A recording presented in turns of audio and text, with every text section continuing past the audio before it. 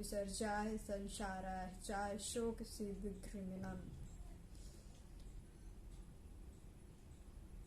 युद्ध करना संपूर्ण अनर्थों का मूल है।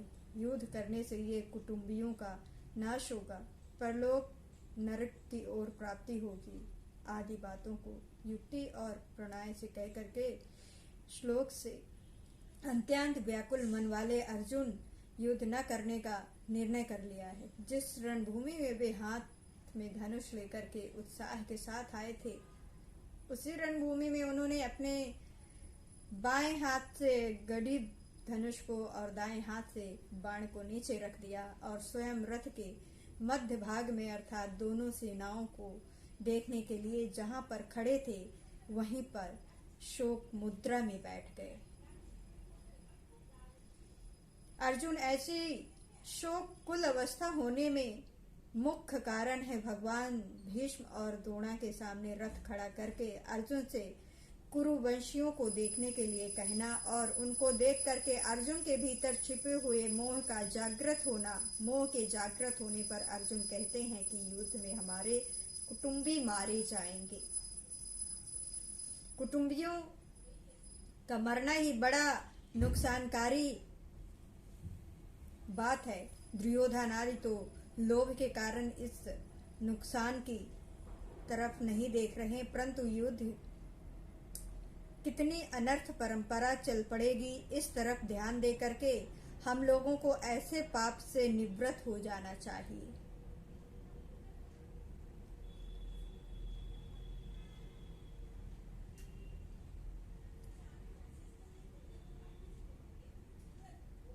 हम लोग राज और सुख के लोभ में कुल का संहार करने के लिए रणभूमि में खड़े हो गए हैं।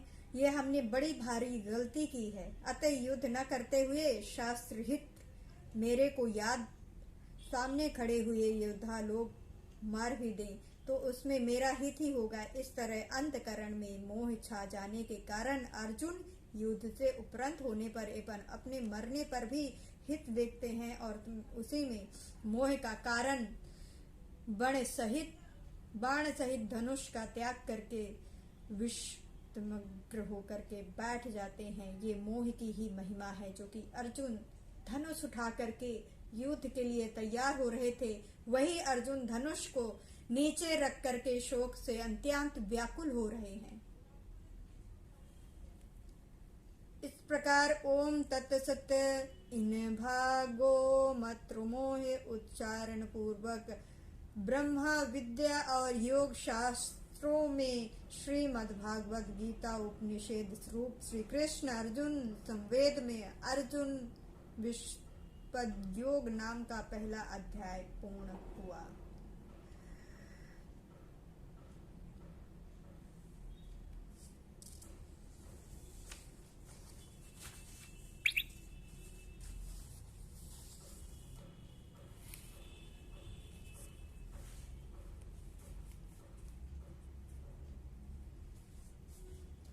गीता का पहला अध्याय तथा गीता का ये दूसरा अध्याय तथ कृपा विष्ट भ्रूमुकुलक्षणम विष्टदिम व्याकुलम मद्रुसूदन। तथा कृपा विष्टम अर्जुन रथ में सहराथियों रूप से बैठे हुए भगवान को ये आज्ञा देते हैं कि हे अच्युत, मेरे रथ को दोनों सेनाओं के बीच में खड़ा कीजिए, जिससे मैं ये देख सकूं कि इस युद्ध में मेरे साथ हाथ करने वाले कौन हैं, अर्थात मेरे जैसे शूरवीर साथ कौन कौन से योद्धा साहस करके लड़ने के लिए आए हैं। अपनी मौत सामने दिखते हुए भी मेरे साथ लड़ने की उनकी हिम्मत कैसे हुई। इस प्रकार जिस अर्जुन में युद्ध के लिए इतना उत्साह था, वीरता थी, वही अर्जुन सेना को अपने कुटुंबियों को देख करके उनके मरने की आशंका से मोहग्रस्त होकर के इतने व्याकुल हो जाते हैं, शोककुल हो गए कि उनका शरीर शिथिल हो रहा है, मुख सूख रहा है, शरीर में कपकपी आ रही है, रोंगटे खड़े हो रहे हैं, हाथ से धनुष गिर रहा है, त्वचा जल रही है, खड़े रहने की भी शक्ति नहीं रही है और मन भी भ्रमित हो रहा है। कहाँ तो अर्जुन का ये स्वभाव ही न था दैन्य न पलायनम, और कहाँ अर्जुन कायरता के दोष से शोक विष्ट होकर के रथ के मध्य भाग में बैठ जाना। बड़े आश्चर्य की बात है। बड़े आश्चर्य के साथ सज्जन यही भाव उपयुक्त पदों से प्रकट कर रहे हैं। पहले अध्याय के 18वें श्लोक में भी संजय ने अर्जुन के लिए कृपा परविष्ट पदों का प्रयोग किया। आश्रय पूर्ण कुल लक्षणम, अर्जुन जैसे महान शूरवीर के भीतर भी कुटुंबिक मोह छा गया और नेत्रों में आंसू भराए, आंसू भी इतने ज्यादा भराए कि नेत्रों से पूरी तरह देखे भी जा सकते हैं। विशब्दनम वायु मधुसूदन, इस प्रकार कायरता के कारण विशद करते हुए अर्जुन से भगवान मधुसूदन हे, आगे दूसरे श्लोक में कहे जाने वाले वचन कहे, ये विशद मुवचत कहने का ही काम चल सकता था। इंद वाक्यम कहने की जरूरत ही नहीं थी, क्योंकि उपच क्रिया के अंतर्गत ही वाक्यम पद का आता है। फिर भी वाक्यम पद कहने का तात्पर्य है कि भगवान का ये वचन, ये वाणी बड़ी विलक्षण है। अर्जुन में अधर्म का बाना पहन करके जो कर्तव्य त्याग रूप बुराई आ गई थी, उस पर भागवत वाणी सीधा आघात पहुंचाने वाली है। अर्जुन का युद्ध में उपरय होने का जो निर्णय था, उसमें खलबली मचा देने वाले हैं। अर्जुन को अपने दोष का ज्ञान करा करके अपने कल्याण की जिज्ञासा जागृत करा देने वाली है। इस गंभीर अर्थ वाली वाणी के प्रभाव से ही अर्जुन भगवान का शिष्य तब ग्रहण करके उनके शरण हो जाते हैं। सज्जों द्वारा मधुसूदन पद कहने का तात्पर्य है कि भगवान श्री कृष्ण मधु नाम के दैत्यों को मारने वाले, अर्थात दुष्ट स्वभाव वालों का संहार करने वाले हैं। इसीलिए वे दुष्ट स्वभाव वाले दुर्योधन आदि का नाश कराए बिना रह ही नहीं सकते। दूसरा श्लोक, कुस्तब कष्ट मिलिम विषय समुवस्थितम अनुविष्ट स्वभाव कीर्ति अर्जुना है। अर्जुन, ये संबोधन देने का तात्पर्य है कि तुम स्वच्छ निर्मल अंतकरण वाले हो। अंत तुम्हारे स्वभाव के कलयुष कायरता का आना बिल्कुल विरुद्ध बात है। ये तुम्हारे अंदर कैसे आ गई?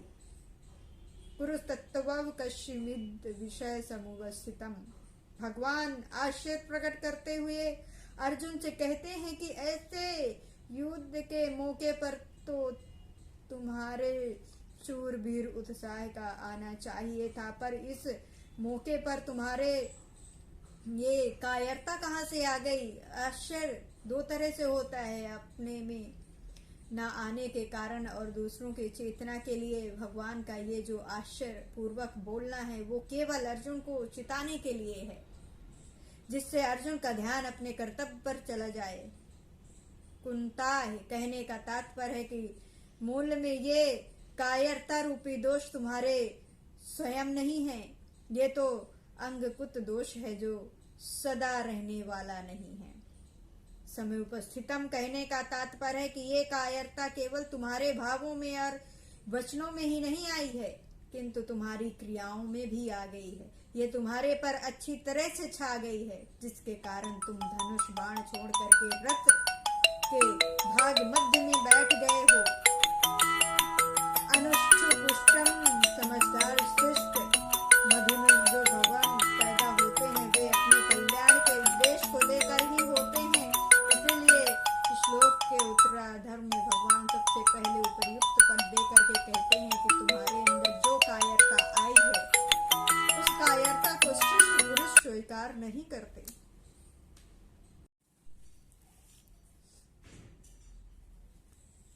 उस कायरता को श्रेष्ठ पुरुष स्वीकार नहीं करते, कारण कि तुम्हारे इस कायरता में अपने कल्याण की बात बिल्कुल नहीं है। कल्याण चाहने वाला श्रेष्ठ मनुष्य प्रवृत्ति और निवृत्ति दोनों में अपने कल्याण का ही उपदेश रखते हैं। उनमें अपने कर्तव्य के प्रति कायरता उत्पन्न नहीं होती। परिस्थिति के अनुसार उनको जो कर्तव्य प्राप्त होता है उसको वे कल्याण प्राप्ति के उद्देश्य से उत्साह और न्याय तत्परता पूर्वक संयोपंग करते हैं। वे तुम्हारे जैसे कायर होकर युद्ध से अन्य किसी कर्तव्य कर्म से उपरंत नहीं होते। यदि युद्ध रूप से प्राप्त कर्तव्य कर्म से उपरंत होना तुम्हारे लिए कल्याण कारक नहीं है। अस्वर्गम कल्याण की बात सामने न रख करके अगर संसारिक दृष्टि से भी देखा जाए तो संसार में स्वर्ग लोक का ऊंचा है, परंतु तुम्हारी ये कायरता स्वर्ग को देने वाली भी नहीं है। अर्थात कायरता पूर्वक युद्ध से निवृत्त होने का फल स्वर्ग की प्राप्ति भी नहीं हो सकती है। अकीर्ति क्रम अगर स्वर्ग प्राप्ति का भी लक्ष्य न हो तो अच्छा माना जाने वाला पुरुष वही काम करता है जिससे संसार में कीर्ति हो, परंतु तुम्हारी ये जो कायरता है इस लोक में भी कीर्ति यश देने वाली नहीं है, परंतु अपकीर्ति अवश्य देने वाली है। अतः तुम्हारे में कायरता का आना असमर्था ही अनुचित है। भगवान यहाँ अनष्ट पुष्टम अस्वर्गम और अकीर्तिकरम ऐसा क्रम देकर के 3 प्रकार के मनुष्य बताते हैं जो कि विचारशील मनुष्य होते हैं। वे केवल अपना कल्याण ही चाहते हैं। उन युद्ध उपदेश केवल कल्याण का ही होता है। जो पूर्णात्मक मनुष्य होते हैं वे शुभ कर्मों द्वारा स्वर्ग की प्राप्ति चाहते हैं। वे स्वर्ग को ही श्रेष्ठ मान करके उसकी प्राप्ति का ही उद्देश्य रखते हैं। जो पूर्णात्मक मनुष्य होते हैं वे शुभ कर्मों द्वारा स्वर्ग की प्राप्ति चाहते हैं। वे स्वर्ग को ही सर्वश्रेष्ठ उसकी प्राप्ति का उद्देश्य रखते हैं। और जो साधारण मनुष्य होते हैं वे संसार के ही आदर देते हैं, इसीलिए वे संसार में अपनी कीर्ति चाहते हैं और उस कीर्ति को ही अपना ध्याय मानते हैं। उपयुक्त तीनों पद दे करके भगवान अर्जुन को सावधान करते हैं कि तुम्हारे जो ये युद्ध न करने का निश्चय है, ये विचारशील और पुण्यात्मा मनुष्यों के ध्याय में कल्याण और स्वर्ग को प्राप्त करने वाला भी नहीं है तथा साधारण मनुष्य के ध्याय कीर्ति को प्राप्त करने वाला भी नहीं है। अतः मोह के कारण तुम्हारा युद्ध न करने का निश्चय बहुत ही तुच्छ है, जो कि तुम्हारा पतन करने वाला, तुम्हें नरकों में ले जाने वाला और तुम्हारी अकीर्ति करने वाला होगा। कैलब्मा स्वयं गम प्रदाथ नेतो यू पाप तद्धते शुद्र हृदय धो बलाय युक्तो वो तिष्ठा परमात्म।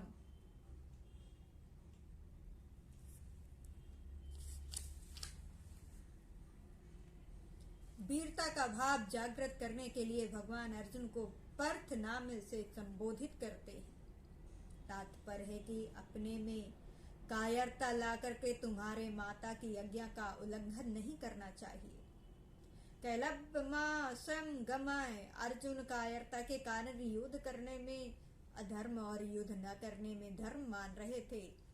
अतः अर्जुन को चिताने के लिए भगवान कहते हैं कि युद्ध न करना धर्म की बात नहीं है, ये तो नापुंसकता हिजड़ापन है, इसीलिए तुम इस नापुंसकता को छोड़ दो। नचेत उपद्धते तुम्हारे में ये हिजड़ापन नहीं आना चाहिए था, क्योंकि तुम कुंती जैसी वीर छत्रुणी माता के पुत्र हो और स्वयं भी शूरवीर हो। तात्पर्य है कि जन्म से और अपनी प्राकृतिक से भी ये अनुत्सुकता तुम्हारे सर्वथा अनुचित है। परमात्मा, तुम स्वयं परमात्मा हो, अर्थात शत्रुओं को तपाने वाले भगवान वाले हो, तो तुम इस समय युद्ध से विमुख होकर के अपने शत्रुओं को हर्षित करोगे।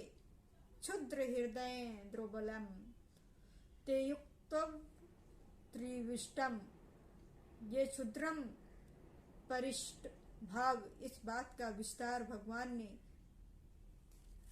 पद के 2 अर्थ होते हैं। ये हृदय की दुर्बलता तुच्छता को प्राप्त करने वाली है, अर्थात मुक्ति स्वर्ग अथवा कीर्ति को दोनों देने वाली है। अगर तुम इस तुच्छता का त्याग नहीं करोगे तो स्वयं तुच्छ हो जाओगे। और ये हृदय की दुर्बलता तुच्छ चीज है। तुम्हारे जैसे शूरवीर के लिए ऐसी तुच्छ चीज का त्याग करना कोई कठिन काम नहीं है। तुम जो ऐसा मानते हो कि मैं धर्मात्मा हूं और युद्ध रूपी पाप नहीं करना चाहता हूं, तो ये तुम्हारे हृदय की दुर्बलता है, कमजोरी है। इसका त्याग करने के तुम युद्ध के लिए खड़े हो जाओ, अर्थात अपने प्राप्त कर्तव्य का पालन करो। ये अर्जुन के सामने युद्ध रूप कर्तव्य कर्म है। इसीलिए भगवान कहते हैं कि उठो, खड़े हो जाओ और युद्ध रूप कर्तव्य का पालन करो।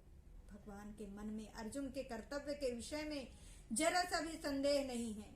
वे जानते हैं कि सभी दुष्ट लोग दृष्टियों से अर्जुन के लिए युद्ध करना ही कर्तव्य का, अतः अर्जुन की थोड़ी मुक्तियों की परवाह न करके उनको अपने कर्तव्य का पालन करने के लिए चट आज्ञा देते हैं कि पूरी तैयारी के साथ युद्ध करने के लिए खड़े हो जाओ।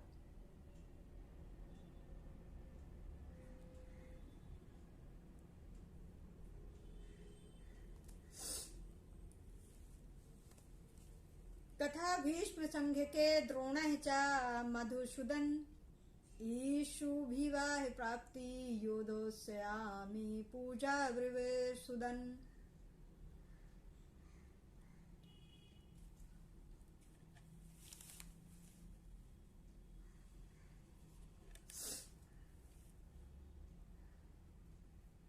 मधुसूदन और अरिसुदन, ये दो संबोधन देने का तात्पर्य है कि आप दैत्यों को और शूद्राओं को मारने वाले, अर्थात जो दुष्ट स्वभाव वाले, अर्थमाय आचरण करने वाले, दुनिया को कष्ट देने वाले मधु कैटम्ब आदि दैत्य हैं, उनको भी अपने मारा है। और जो बिना कारण देश रखते हैं, अनिष्ट करते हैं, ऐसे शत्रुओं को भी आपने मारा है। परंतु मेरे सामने तो पितामह भीष्म और आचार्य द्रोणा खड़े हैं, जो कि आचरणों से सर्वथा श्रेष्ठ हैं, मेरे पर अत्यधिक स्नेह रखने वाले हैं और प्यार पूर्वक मेरे को शिक्षा देने वाले। ऐसे मेरे परम हितैषी दादाजी और विद्या गुरु को मैं कैसे मारूं? तथा भीष्म माहे संख्याय द्रोणाचा, मैं कायरता के कारण युद्ध से विमुख नहीं हो रहा हूं, परंतु धर्म को देख करके युद्ध से विमुख हो रहा हूं। कायरता या नापुंसकता तुम्हारे पे कहां से आ गई? आप जरा सोचो कि मैं पितामह भीष्म और आचार्य द्रोणा के साथ बाणों से युद्ध कैसे करूं? महाराज, ये मेरी कायरता नहीं है। कायरता तो तब कही जाए जब मैं मरने से डरूं। मैं मरने से नहीं डर रहा हूं, परंतु मारने से डर रहा हूं। संसार में दो ही तरह के संबंध मुख्य हैं, जन्म संबंध और विद्या संबंध। जन्म के संबंध से तो पितामह भीष्म हमारे पूजनीय हैं। बचपन से ही मैं उनकी गोद में पला हूं। बचपन में मैं उनको पिताजी कहता, तब वे प्यार से कहते, मैं तो तेरे पिता का भी पिता हूं। इस तरह वे मेरे पर बड़ा ही प्यार स्नेह रखते आए हैं। विद्या के संबंध में आचार्य द्रोणा हमारे पूजनीय हैं। वे मेरे विद्या गुरु हैं। उनका मेरे पर इतना स्नेह है कि उन्होंने खास अपने पुत्र अश्वत्थामा को भी मेरे समान नहीं पढ़ाया। उन्होंने ब्रह्मास्त्रों का चलाना तो दोनों को सिखाया, पर ब्रह्मास्त्र का उपसंहार करना मेरे को ही सिखाया, अपने पुत्र को नहीं। उन्होंने मेरे को ये वरदान भी दिया कि मेरे शिष्यों में अस्त्र शस्त्र करने वाले तुमसे बढ़ करके दूसरा कोई नहीं होगा। ऐसे पूजनीय पितामह भीष्म और चार द्रोणा के सामने तो वाणी से रे तू ऐसा कहना भी उनका हत्या करने के समान है, पाप है। फिर मैं मारने की इच्छा कैसे? उनके साथ बाणों से युद्ध करना कितना भारी पाप की बात है। इंद्रभूत ईशुभिवाह प्रति योतोस्मि पूजा मोह संबोधते। बड़े होने पर नाते पितामह भीष्म और आचार्य द्रोण दोनों ही आदरणीय और पूजनीय हैं। इन पर मेरे पर पूरा अधिकार है, अतः ये तो मेरे पर प्रहार कर सकते हैं, पर मैं उन पर बाण कैसे प्रहार करूं। उनका प्रतिद्वंदी होकर के युद्ध करना तो मेरे लिए बड़े पाप की बात है, क्योंकि दोनों ही मेरे द्वारा सेवा करने योग्य हैं और सेवा से भी बढ़ करके पूजा करने योग्य हैं। ऐसे पूजनीयों को मैं बाण से कैसे मारूं। गुरुना वाहि मनु भावन शृणो कुंती भावेक्षिप लोके हवर्था कमे मस्तु कुरु गुरु निहव्य मूर्जनी भोग विरुद्धतम। इस श्लोक में ऐसा प्रतीत होता है कि दूसरे तीसरे श्लोक में भगवान कहते हुए वचन और अर्जुन के भीतर असर कर रहे हैं। इससे अर्जुन के मन में ये विचार आ रहा है कि भीष्म द्रोण आदि गुरु दोनों गुरुजनों को मारना धर्म युक्त नहीं है। ऐसा जानते हुए भी भगवान मुझे बिना किसी संदेह के युद्ध के लिए आज्ञा दे रहे हैं, तो कहीं न कहीं मेरी समझ में ही गलती है। इसीलिए अर्जुन अब पूर्व श्लोक की तरह उत्तेजित हो करके नहीं बोलते हुए उपयुक्त कुछ ढीले से बोलते हैं। गुरु नहाव तब भैष्म माँ पिया है लोक। अब अर्जुन पहले अपने पक्ष को सामने रखते हुए कहते हैं कि अगर मैं भीष्म द्रोण आदि पूजने जनों के साथ युद्ध नहीं करूंगा तो दुर्योधन भी अकेला मेरे साथ युद्ध नहीं करेगा। इस तरह युद्ध न होने से मेरे को राज नहीं मिलेगा, जिससे मेरे को दुख पाना पड़ेगा। मेरा जीवन निर्वाह भी कठिन से होगा। यहाँ तक कि क्षत्रिय के लिए निषिद्ध जो कि भिक्षा वृत्ति है, उसको भी जीवन निर्वाह के लिए ग्रहण करना पड़ सकता है। परंतु गुरुजनों को मारने की अपेक्षा मैं उस कष्टदायक भिक्षा प्रवृत्ति को भी ग्रहण करना श्रेष्ठ मानता हूँ। इतिलोक के कहने का तात्पर्य है, यद्यपि भिक्षा मांग करके खाने से इस संसार में मेरा अपमान तिरस्कार होगा, लोग मेरी निंदा करेंगे, तथापि गुरुजनों को मारने की अपेक्षा भिक्षा मांगना श्रेष्ठ है।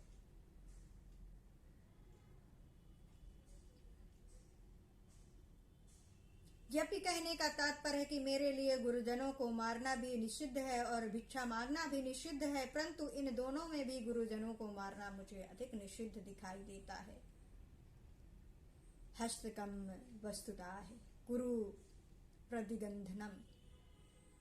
अब अर्जुन भगवान के वचनों की तरफ दृष्टि करते हुए कहते हैं कि अगर मैं आपकी आज्ञा के अनुसार युद्ध करूं तो युद्ध में गुरुजनों की हत्या के परिणामों में उनके खून से सने हुए और जिनमें धन आदि की कामना ही मुख्य है, ऐसे भोगों की ही तो भोगूंगा। मेरे को भोग ही तो मिलेगा। उन भोगों में मिलने से मुक्ति थोड़ी ही मिलेगी, शांति थोड़ी ही मिलेगी। यहाँ तो प्रश्न हो सकता है कि भीष्म द्रोण आदि गुरुजन धन के द्वारा ही कौरवों से बंधे थे, अतः यहाँ अर्थ कामना पदों को गुरुजन पद का विशेषण मान लिया जाए तो क्या आपत्ति है। इसका उत्तर ये है कि अर्थ की कामना वाले गुरुजन ऐसा अर्थ करना उचित नहीं है, कारण कि पितामह भीष्म आचार्य द्रोण आदि गुरुजन धन की कामना वाले नहीं थे। वे तो दुर्योधन के प्रवृत्ति भोगी थे। उन्होंने दुर्योधन का अन्न खाया था, अतः युद्ध के समय दुर्योधन का साथ छोड़ना कर्तव्य न समझ करके ही वे कौरव के पक्ष में खड़े हुए थे। दूसरी बात, अर्जुन भीष्म द्रोण आदि के लिए महाअनुभव का पद का जो प्रयोग किया, अतः ऐसे श्रेष्ठ भगवान भाव वाले अर्थात की कामना करने वाले कैसे हो सकता है। तात्पर्य है कि जो महाअनुभव है वे अर्थ की कामना करने वाले हो सकते हैं, और जो अर्थ की कामना करने वाले हैं वे महाअनुभव नहीं हो सकते। अतः ये अर्थ कामना पद भोग देने का पद का ही विशेष हो सकता है। भगवान ने दूसरे तीसरे श्लोक में अर्जुन के कल्याण की दृष्टि से उन्हें कायरता को छोड़ करके युद्ध के लिए खड़ा होने के लिए आज्ञा दी थी, परंतु अर्जुन उल्टा ही समझ बैठे, अर्थात वे समझे कि भगवान राज्य का भोग करने की दृष्टि से ही युद्ध की आज्ञा देते हैं। पहले जो अर्जुन युद्ध न करने वाले एक ही पक्ष में था, जिससे वे धनुष बाण छोड़ करके और शोक विष्टि होकर के रथ के भाग में बैठ गए थे, परंतु अब युद्ध करने का पक्ष तो भगवान के कहने पर ही हुआ है। तात्पर्य है कि अर्जुन भाव था कि हम लोग तो धर्म को जानते हैं परंतु दुर्योधन आदि धर्म को नहीं जानते हैं, इसीलिए वे धन राज्य आदि के लोभ में युद्ध करने के लिए तैयार खड़े हैं। अब वही बात अर्जुन यहाँ अपने लिए कहते हैं कि अगर मैं आपकी आज्ञा के अनुसार युद्ध कर लूं तो परिणाम गुरुजनों के रक्त से सना हुआ धन राज आदि को ही तो प्राप्त करूंगा। इस तरह अर्जुन के इस युद्ध करने में बुराई ही बुराई दिखाई दे रही है। जो बुराई के रूप में आती है उसको मिटाना बड़ा सुगम होता है, परंतु जो बुराई अच्छाई के रूप में आती है उसको मिटाना बड़ा कठिन होता है। जैसे कि सीता जी के सामने रावण और हनुमान जी के सामने कालेनेमी राक्षस आए तो उनको सीता जी और हनुमान जी पहचान ही न सके, क्योंकि उन दोनों का वेश साधुओं का था। अर्जुन की मान्यता में युद्ध रूप कर्तव्य कर्म करना बुराई है और युद्ध न करना भलाई है, अर्थात अर्जुन के मन में धर्म रूप हिस्सा त्याग रूप भलाई के वेश में कर्तव्य त्याग रूप बुराई आई है। उनको कर्तव्य त्याग का बुराइयों के रूप में नहीं दिखाई दे रही है, क्योंकि उनके भीतर शरीर को लेकर के मोह है, अर्थात इस बुराई को मिटाने में भगवान को बड़ा जोर पड़ रहा है और समय लग रहा है। आजकल समाज में एकता के बहाने वर्ण आश्रम की पद मर्यादाओं को मिटाने की कोशिश की जा रही है, जो कि बुराई एकता स्वरूप अच्छाई के वेश में आने से बुराई रूप से नहीं दिख रही है। अतः वर्ण आश्रम की मर्यादा मिटाने से परिणाम लोगों का कितना पतन होगा, लोगों में कितना असुरभाव आएगा, इस तरफ दृष्टि ही नहीं आती है। ऐसे ही धन के बहाने लोग झूठ कपट बेईमानी ठगी विश्वासघात आदि आदि दोषों को भी दोष रूप नहीं मानते हैं। यहाँ अर्जुन में धर्म के रूप में बुराई आई है कि हम भीष्म द्रोण आदि महाअनुभवों को कैसे मार सकते हैं, क्योंकि हम धर्म को जानने वाले हैं। तात्पर्य है कि अर्जुन ने जिसको अच्छाई माना है वो वास्तव में बुराई ही है, परंतु उसमें मान्यता अच्छाई की होने से वो बुराई से नहीं दिखाई दे रही है।